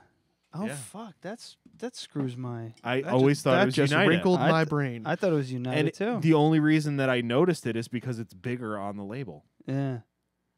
Yeah, it's As not. Are we all? First one of the nights. Can I have my beer back? 7.3%. It's fine. I've only had 3. I think I just got donged. I'm not quite sure how that happened. So, well, that's another one. So this is their Hop Nosh IPA, which I've had many times and still thought they were Unita Brewing Company. But it's UINTA, so it's Winta, maybe Winta. I don't fucking know. Maybe it's on the label. I don't know. I just have no idea. Anywho, it's fucking great. So they're out of Salt Lake City, which is in Utah. Is it full alcohol? Hmm? Is it like full alcohol? Yes. Interesting. Yeah, because if they export out of Salt Lake sure. City, It can't. They can't. That's the funny thing. They can't serve this beer in Salt Lake City because it needs to be 3.9% or something ridiculously like that. low. Yeah. Yeah, but then there's breweries that do 3.9% alcohol by volume and then 3.9% alcohol by weight. So they get around it. Interesting. So 3.9% alcohol by weight is actually like 4.5%. Because everyone knows the Mormons can't do math. So yeah. Fucking Mormons. Locals. This is just from a blog. Whatever the hell. I've lived in Salt Lake City for 18 years, and the prior posted correct. 3 syllables. Uinta. Yeah. Accent on the syllable number 2. Uinta. Uinta. All right. So it's Uinta out of Salt Lake City. Hop Nosh IPA. It's an unfiltered IPA. And it's fucking awesome. They make solid fucking fucking beers. I can't. If you just think of a really good IPA, this is it. I wouldn't say they do anything really to set it apart, but the fact that it's unfiltered kind of gives it a nicer mouthfeel. Mm-hmm. It's not overly hoppy, but it is very hoppy. It's a very typical like West Coast American IPA. And if you don't like hops that much, you could always stop by the Crafted Cup on Thursday night and get yourself an oatmeal stout. Yeah. Dead North by North River Brewing Company. See how that fucking works? Yes. That's a And segue. if you want to come by earlier or later, we just tapped the Cranberry Goza by Long Trail. Thank you to Ryan for reaching out to me and asking me if I'd like to have that on tap. Mm-hmm. It is delicious. I do love Long Trail. Yeah, Long Trail's a great brewing company. My sister lived in Vermont for a couple of years in kind of middle of nowhere Vermont, but relatively like 20, 25 miles away from where their brewery is. And she got a skunked 6-pack once, just like one of those things you get and like they're just all bad, you know. Yeah. And so this is early 2000s, maybe late 90s. So she called them and said, "Hey, just FYI, I got this bad batch. I don't care. I mean, it happens, but I just want to let you know that this whole 6-pack was bad." And they said, "Where'd you buy it from?" And she told them. I said, "Where do you live?" She told them, like, "Put it out in your porch tonight." She puts the 6-pack out in her porch that night. She gets the next morning. There's a case, freshly there, and like no a t-shirt. shit. Yeah. Someone drove over some See, beer that's ferry. what I was talking That's about. badass. Brought her a case of beer and a T-shirt as an apology for a skunk 6-pack, which wasn't probably their Wow. fault in the first place. Yeah, and again, that's like what What'd I they was give saying her? is Just that the regular ale? Yeah. Oh, So, I okay. mean, the same one she bought, but just a case of it. Like they didn't leave her a seasonal? What the fuck? The double bagger I'm quite a fan of. Yeah, double bag is so good. But you Yeah, get I tanked remember. on that shit. Yeah, it's like 8%. Yeah. Yeah. But it drinks really smooth. Yeah. But like I was saying, we were talking shit about national and international breweries last week, and Long Trail is one of those ones that they're nationally distributed, and you can still like just a couple phone calls, you could probably talk to the owner of the company. You know, they're still a private company and they're doing good work, and Yeah, you know, good for they them, have people you know. like Ryan, like locally, instead of Another hiring Ryan. I was some gonna say not this fucking- Ryan. Yeah, not this Ryan. I work at a you would coffee be shop. I'm you would be an it's- absolutely terrible beer I'd be like- distributor. I'm like, yeah, what a weird job for you. Since It you can't smells very nice. Yeah. I've been told it tastes like this. I had a swallow of it and I nearly died, but I don't think that'll happen to you. It's like I can't even wear the shirts; they're not gluten free. Oh shit! All right, what do you think? I mean, I'm good. I think we did everything. I we think wanted we to pulled do. the plug. Yeah. It's been Yeah, it was it's a been good- real. Good show. Some Slash good it. performances. And man, volume. Man, we can't forget to do plugs. Yeah, His yeah. plugs. I got that. Yeah. We like to do a thing where I'll talk about it. I don't Yeah, give a fuck. You know, say your dates and everything. We Yeah. play that right in the beginning of the episode now. It's like a new format we're working on. Yeah. And it's I a pretty like it. It's Sounds a pretty good, right? original one too, because I don't think anybody does it. Nobody does that. Yeah. So the basic idea, and everyone listening at home, you've already heard this, so I don't know why I'm about to explain it. Tomorrow it's morning, callback humor. Yeah. It's all right. Yeah. So earlier in the episode, for those that are listening on their phone, tomorrow, Tuesday, I think we're gonna start doing that every episode. So our I like guest it. our guest will plug and go, I'm so-and-so from so-and-so, and you're listening to the Dead Radio podcast, and then we go into the show, as opposed to all the other things we've been doing. Sure. We've tried all the formats, like plugs for fucking 6 minutes, Another then the one. intro. Yeah, it just doesn't work. It sucks the People life are out like, of yeah, everyone. I don't want to listen to that 4 minutes. Just don't want to do it. Yep. All right, so World's this a is shitty place.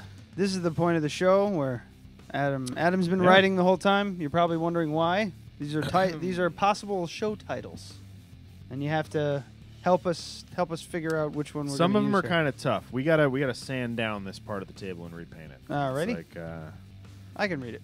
yeah. All right. So it's so our first possible. First possible. All right. Easy I for you to haven't say. talked to them Live about long and prosper. prosper. I haven't talked to them about dicks too much. Utilizing nepotism. Okay. And I've got, what is it? Glenn Fry and Don Henley are the worst people equals alive. worst people alive. I Which kind of is like that one. Yeah. Which is actually not entirely accurate because Glenn Fry is no longer alive. Oh but yeah, that's right. He died. Fuck. But Are I- the worst people? No, we'll figure that Worst out. people yeah, alive. I The don't- worst I people don't like it alive as much and or like dead. that. Mr. Judge. I kind of like that one. I don't know what a schwa is, whatever the fuck that word was. Schwa. Schwa is okay. And then you saying my table is narrow with a question mark. I'm on the first or the last, but that's just my opinion. Yeah, I'm there too. Yeah. I mean, I like the Don Henley thing, but it's not actually the quote. Mhm. That was a full sentence. There was a lot of Yeah. other things going on. I just paraphrased it because you told me to write it down. Yeah. I'm partial to you saying my table is narrow. Not only because I said it, because I don't know. Yeah, It's pretty very funny. out of context. Yeah. I'm good with that. Sure. All right. So how about we do that? And you want to hashtag utilizing nepotism? Sure. And maybe Mr. Judge. Why not? I like Mr. Judge. Excuse me, Mr. It feels Judge. like Sure. it feels like a early '90s sitcom. Mr. Judge, objection. Because his okay, if it were an early '90s sitcom, his last name would be Judge. Yes. But it would So be a he'd judge. be Judge. Judge, Mr. Judge, yes. We just call it Mr. Judge. Maybe Mike Judge could be the main character of the show. Or Judge Reinhold. But his first name would be here's how it would be. Judge Reinhold Is Mr. playing Judge. someone with the last name of Judge. Yes. So it's super confusing for people because his Judge first name, Reinhold as Jack Judge. Yeah. Yeah. In Mr. In Mr. Judge. Judge. That's fucking stupid. That's a good title. What is Judge Reinhold doing nowadays? Sentencing people to death, I don't know. Is anybody not going to take note of that title? Judge Reinhold as Judge Judge? Yeah, but we're not going to use it. We're not going to use It's too it? late. We Okay. already read the titles. All right, fine. That ship has sailed. I mean, we can if you really want. Nah, it's I mean, fine. I'll allow it. The moment's passed. It's a small business. You can make the rules as you go along. It's fine. Because you're going to make a title about us talking about titles? That's your title right there. All right, for anybody still paying attention. I already underlined it. We're done. It's jameshearne.com. James, HEARNE.com. Oh, wait, I The forgot something. Uh-huh. Turn off the outro music. Do you have songs on MySpace called Half Done and On Your Own? Yes, I do. Yeah.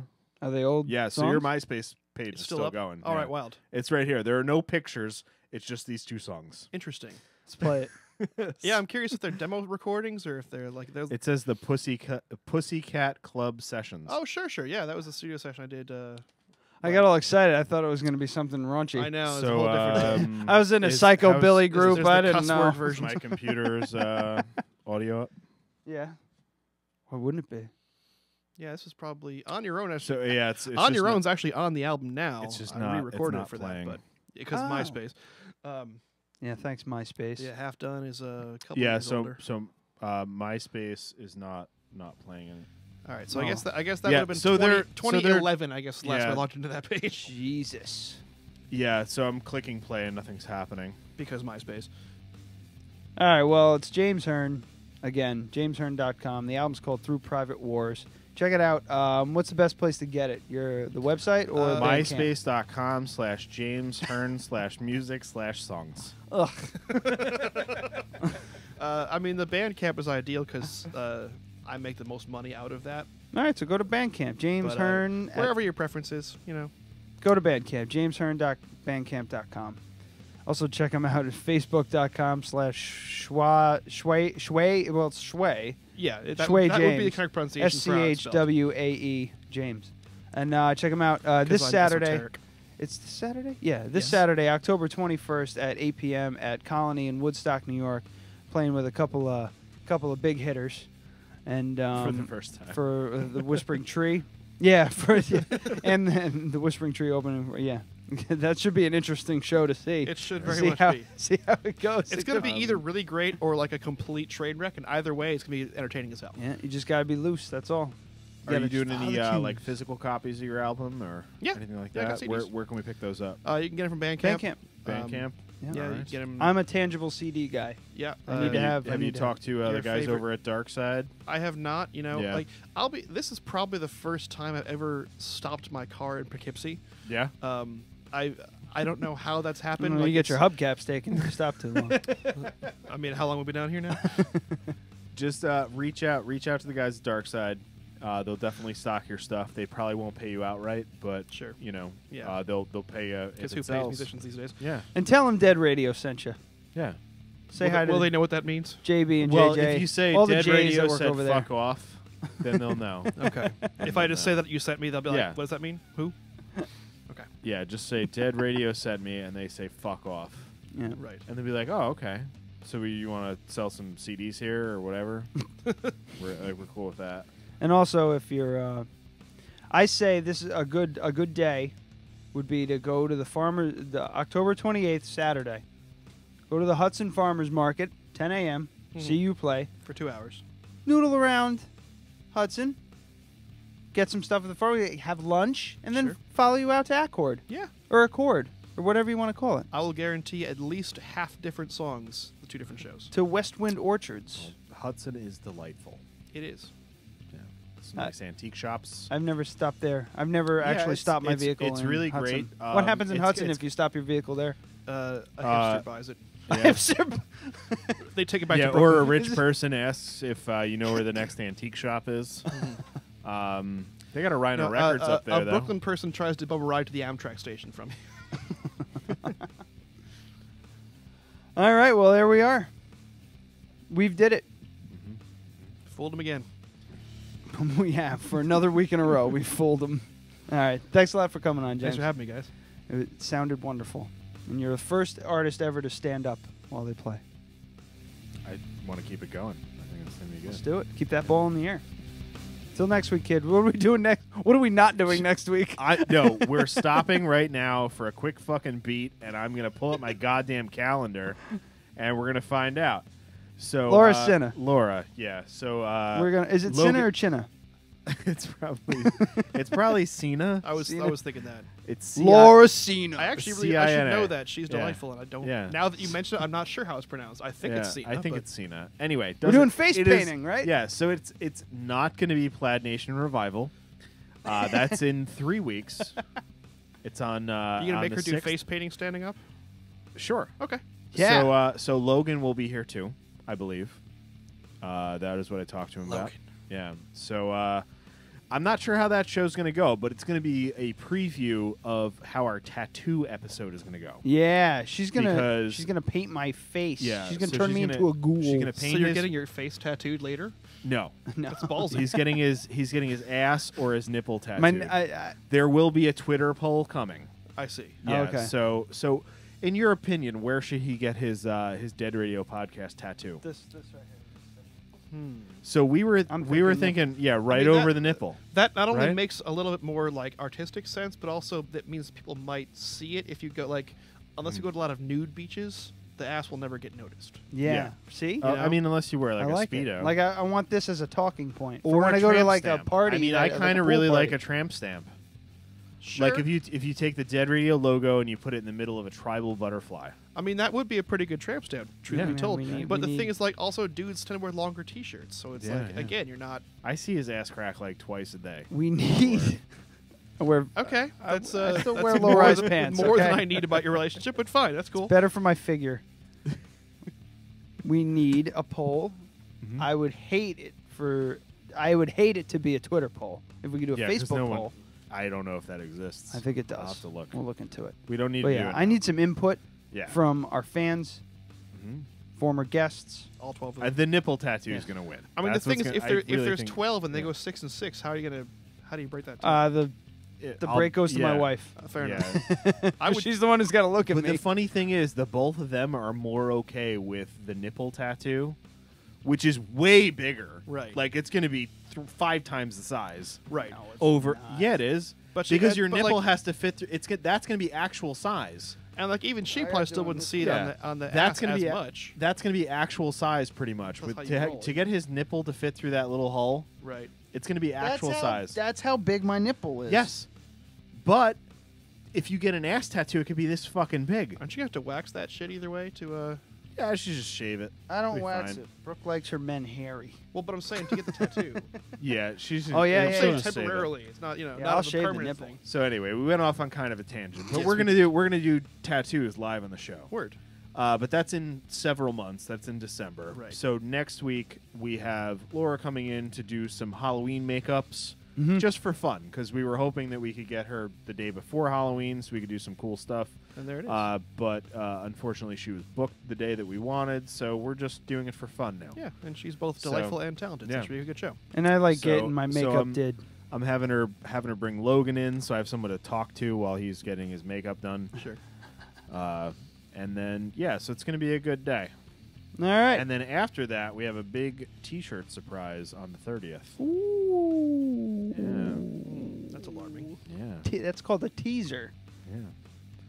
So for all 6 of you that bought Dead Radio shirts, we're gonna have Including me and Adam. Yeah, we're gonna have some new T-shirt And design. our significant others. That's Yeah. 6 more than I've sold the James Hearne T-shirt. So there you go. Ay. It's a rough gig. Tough, yeah. All right, kids. Until next week, Laura Cena. It's a wrestler, John Cena. All right, it's enough. Sorry, I don't know why I think you would get that reference. I'm not gonna respond. Thanks, James. See. Thanks, guys. All right, bye, everyone.